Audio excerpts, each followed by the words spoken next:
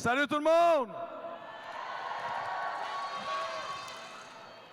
Comment ça va? Camarades, je veux vous entendre. Est-ce que vous êtes prêts à aller jusqu'au bout pour le droit à la santé, puis dire au gouvernement que le profit sur la maladie, ça n'a pas d'allure? Je veux vous entendre.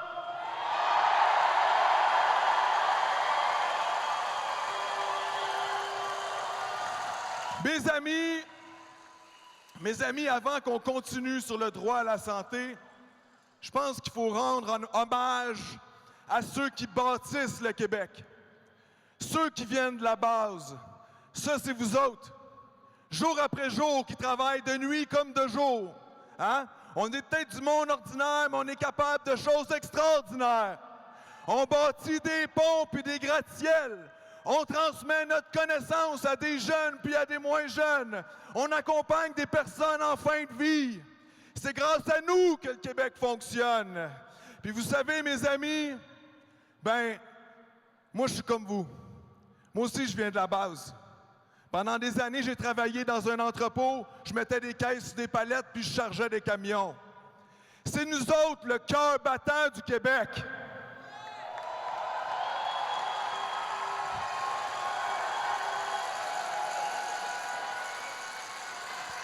Mais mes amis, qu'est-ce qui se passe quand le cœur commence à faire de l'arythmie?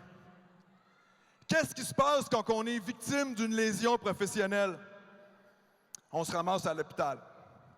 Puis là, on est frustré.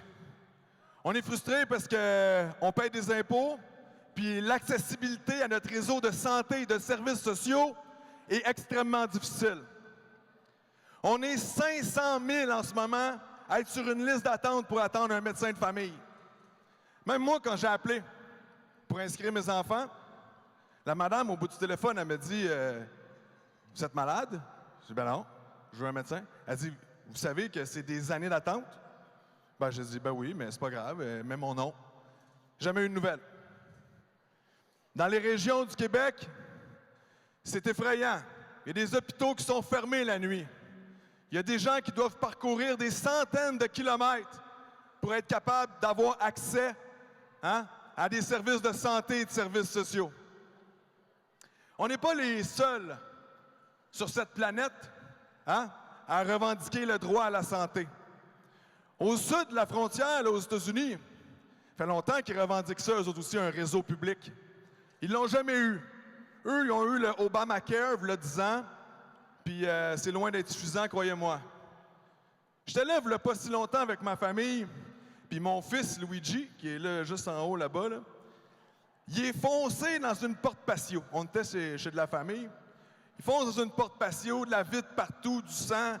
Maman, évidemment, il dit pas papa, hein? Il dit, maman, il y a du sang, vas-tu mourir? On l'amène à l'hôpital, 10 heures d'attente à l'urgence. Mais le pire, savez-vous, c'était quoi? C'est pas le temps d'attente.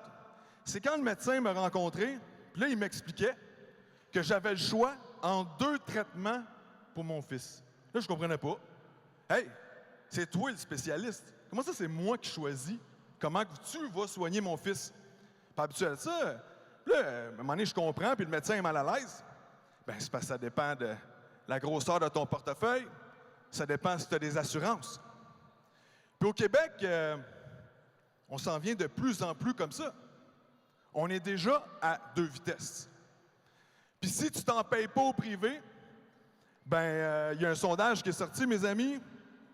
43% des Québécois se privent de soins de santé et de services sociaux. Ça a-tu du bon sens, ça? Je vous ai pas entendu. Est-ce que ça a du bon sens, ça? Non, ça n'a pas d'allure. Puis ceux qui vont au privé, là, c'est pas juste des riches puis des bourgeois. Il y a du monde qui vient de la classe ouvrière aussi qui vont au privé. Moi, si j'attendais un diagnostic peut-être pour un cancer, ça se peut que j'aurais pas envie d'attendre 1 an avant d'avoir une radiographie. Il y a des gens qui font des sacrifices, qui font du temps supplémentaire pour aller au privé en santé. Ça a-tu du bon sens, ça? le mythe de l'efficacité du privé en santé et en services sociaux. Ça, c'est tellement important. Anne Plourde en a fait un bout là-dessus, mais moi, je veux revenir. Je veux revenir là-dessus. Parce que ça, c'est fort. Surtout quand ceux qui te vendent l'efficacité du privé, c'est tous des hommes d'affaires, mais ça, c'est juste un hasard. Le Collège des médecins, en ce moment, réclame un moratoire sur tout nouveau projet de privatisation. Le Collège des médecins, là. Ça, c'est des gens qui sont responsables, c'est un ordre professionnel. Eux autres sont responsables de s'assurer que le public reçoive des soins de qualité. Puis il y a une enquête qui est sortie aussi dans la presse, puis là, je pourrais vous nommer bien des problèmes qui arrivent en ce moment dans des soins qui sont donnés par le privé en santé et en services sociaux, mais je vais en nommer rien qu'un. C'est le plus dégueulasse. Écoutez, les GMF, ça aussi Anne Plourde, elle a fait le tour tout à l'heure, les GMF, là, groupe de médecine familiale, c'est du privé en santé. Depuis 10 ans, on a implanté ça au Québec pour faire baisser les listes d'attente des médecins de famille. Je pense que ça n'a pas marché. Dans l'enquête de la presse, là, ce qui était sorti, c'est que dans une clinique, il avait fait des biopsies sur des utérus avec des instruments gynécologiques réutilisables, mal stérilisés. Puis des femmes ont dû aller passer des tests de dépistage contre le VIH et l'hépatite. C'est ça, l'efficacité du privé en santé et en services sociaux.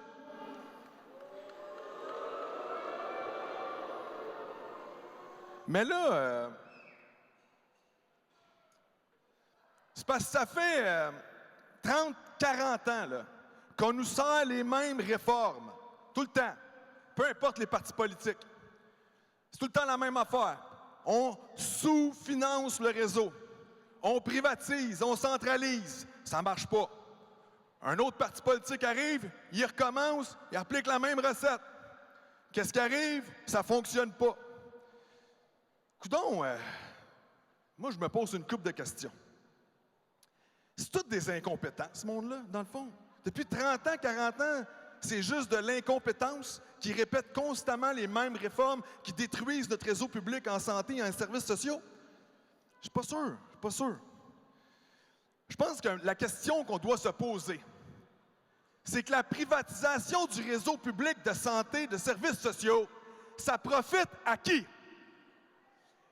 C'est ça la question. Puis quand on regarde qui nous dirige, comme notre premier ministre qui est un homme d'affaires, comme Christian Dubé qui est un homme d'affaires, ça se peut-tu que pour eux, dans leur intérêt, comme classe sociale et économique, ça soit pas mal intéressant de le privatiser, les réseaux publics en santé et en services sociaux? Pas pour nous autres, par exemple. Pas pour la majorité de la population. Maintenant, bon, il y en a qui disent syndicalistes, bande de chialeux. Pas vrai. D'ailleurs, on va se servir de l'événement qu'on a ici aujourd'hui pour mettre de l'avant 3 mesures. Un plan d'urgence qu'on va revendiquer dès maintenant pour que la CAQ mette ça en place. Est-ce que vous êtes avec moi? Parfait. Première mesure. Là, c'est supposé d'apparaître à quelque part. Ah! Voilà. On arrête d'envoyer des médecins du public vers le privé. Il y en a 700 au Québec. Oui. Si vous êtes d'accord, vous avez le droit de l'exprimer. Il y en a 700 au Québec. Savez-vous, il y en a combien en Ontario? 15! On est la province qui défend le moins bien son réseau public en santé et en services sociaux au Canada. Mais là, les médecins, c'est du monde bien intelligent, ça. Mais ça ne fait pas tout seul. Hein? Pas des magiciens. Même si des fois, il y en a qui pensent que, bon. Quand on va ramener les médecins dans le public, on va ramener aussi toutes les personnes qui les entourent, qui sont tellement importants et importantes dans l'octroi des soins. Les agentes administratives, les préposés aux bénéficiaires. Tous ces gens-là, on a besoin d'eux dans le réseau. Puis vous savez, celle-là, c'est ma préférée. Pourquoi c'est ma mesure préférée? Parce que pas besoin de grandes réformes, pas besoin de grands projets de loi. Dubé, là, il rentre au bureau demain matin. Il va voir le Conseil des ministres et par arrêt ministériel, il est capable de faire ça, lui. Non seulement d'arrêter l'exode, mais de ramener ceux qui sont partis. Fait qu'on est capable de le faire. Maintenant, deuxième mesure.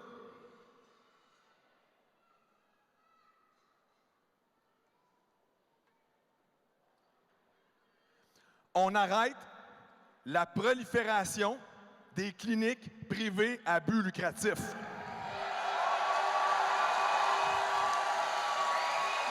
Ça, là, ça pousse comme des champignons.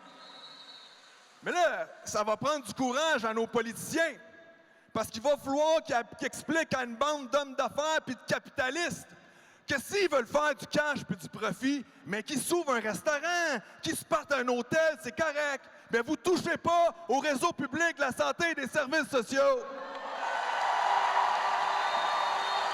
Mais vous savez, moi, ce qui m'écoeure le plus, avec eux autres, c'est leur technique de marketing. Ils nous vendent leur service de santé comme si c'était un pot de crème glacée à l'épicerie, là. Il y en a, là, je vous le jure, même si vous avez l'argent pour payer, ils ne vous prennent pas. Oh oui. Même si tu as l'argent, tu es prête là, pour tous les services, là, moi, le mettre, le 100, le 500, ils ne vous prennent pas. Parce qu'il faut que tu sois un membre, comme chez Costco. On rit, mais c'est pas drôle. On rit, mais c'est pas drôle. Ça n'a pas d'allure, ça. Troisième mesure.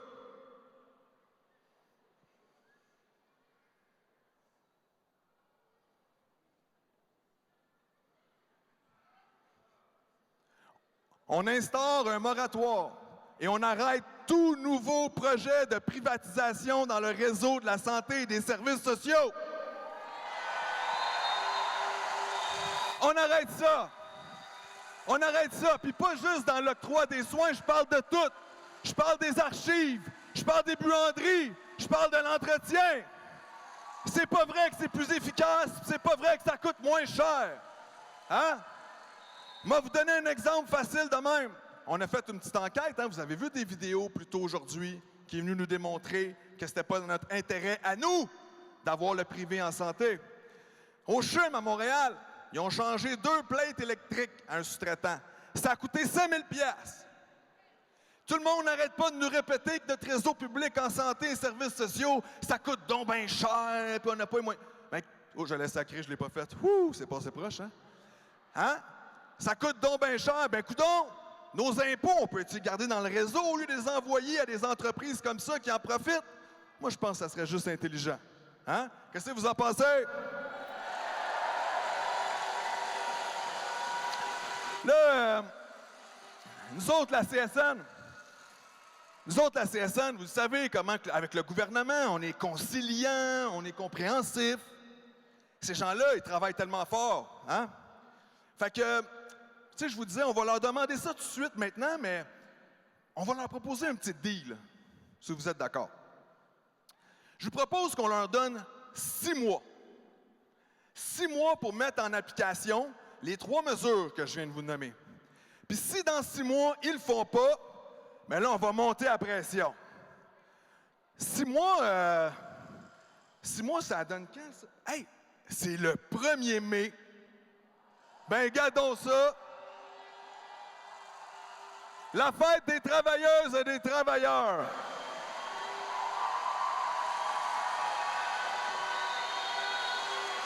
Le 1er mai.